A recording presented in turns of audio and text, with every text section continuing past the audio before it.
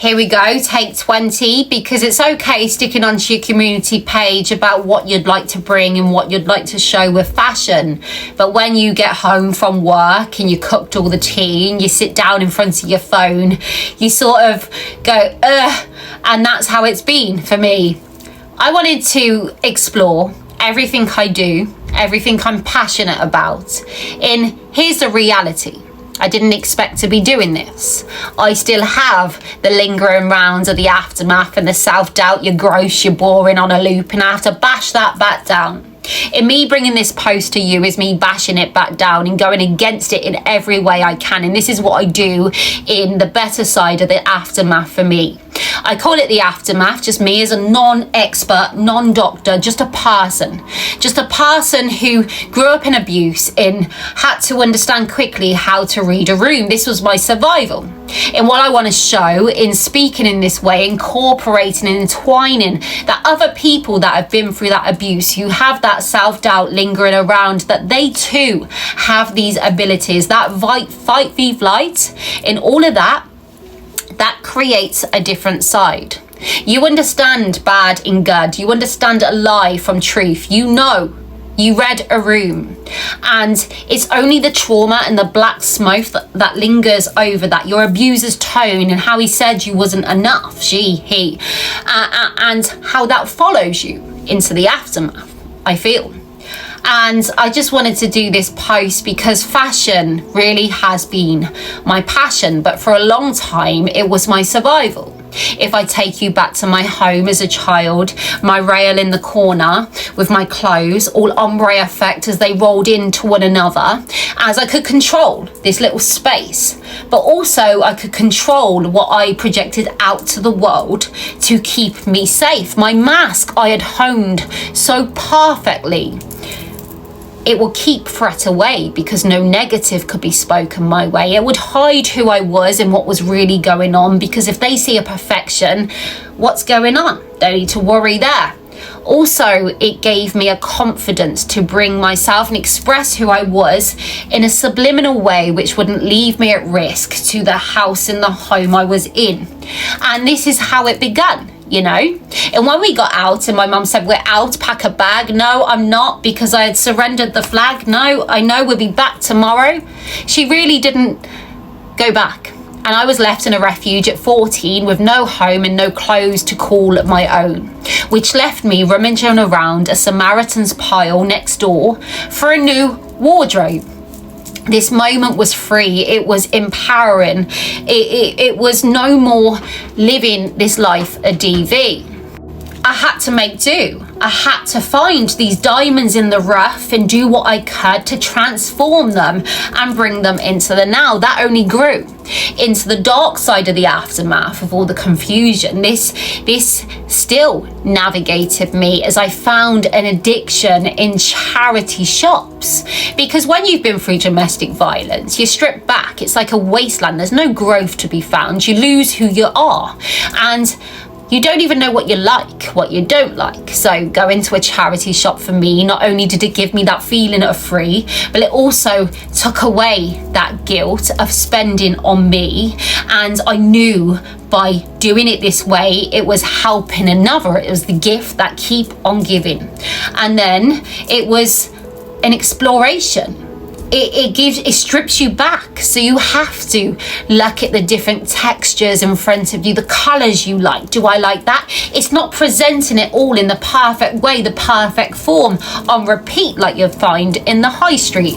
And I suppose I just wanted to do a mini series, I suppose, where I pick apart our relationship as human beings with fashion. If you take Her Royal Highness Catherine, the Princess of Wales, we look at her. She's renowned for being perfect in every way. Effortless, sharp lines, chic, amazing, beautiful to the eye to see. The perfect wardrobe she hones.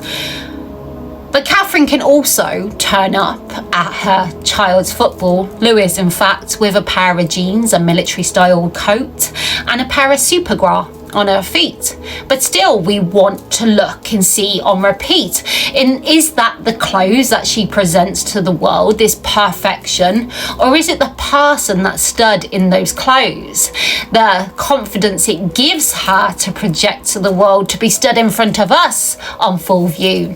And if you take someone like Meghan Markle and all we've seen her do and achieve, but she steps out and she tries the power dress, and it don't hit the same.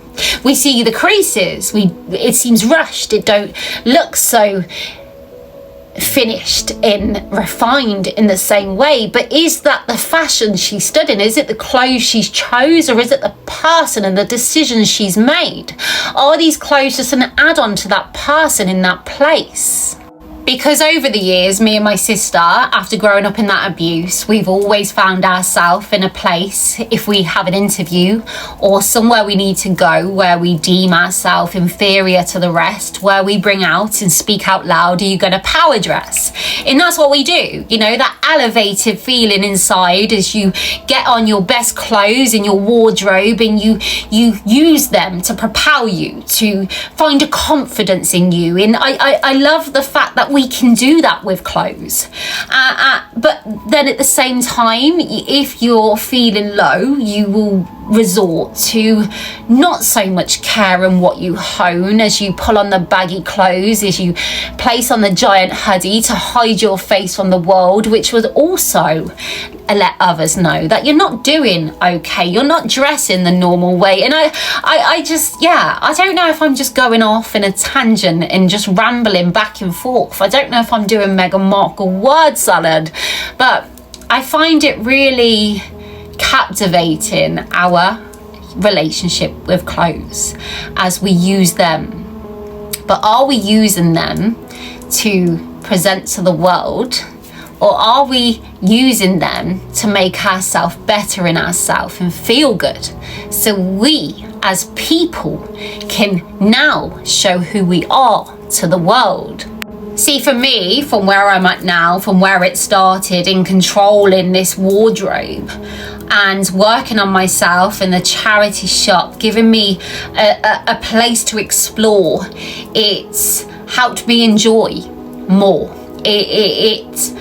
I don't wear clothes, I feel, to show to the world, but I wear clothes that make me feel good. I make clothes that help me walk in a different way and talk in a different way, to feel confidence, to get the beauty that's hidden within out in an expressive way using my clothes. Is this a good thing? Is it a bad thing? I don't know, you know? All I know is that fashion and people is interlinked, it's entwined. Do we use the fashion to propel us, or do we think the fashion propels us, you know? So yeah, I'll leave it there because I feel like I'll just go on and back and forth, and I'll go back to the start and come back again. Anyway, let me know what you think. And like I say, I'm not a doctor, I'm not a psychologist, I'm none of that. I'm just a person that honed a special way in my story, in my life, and I just find it fascinating that fashion was my survival for some time, but now it's kind of my revival, you know?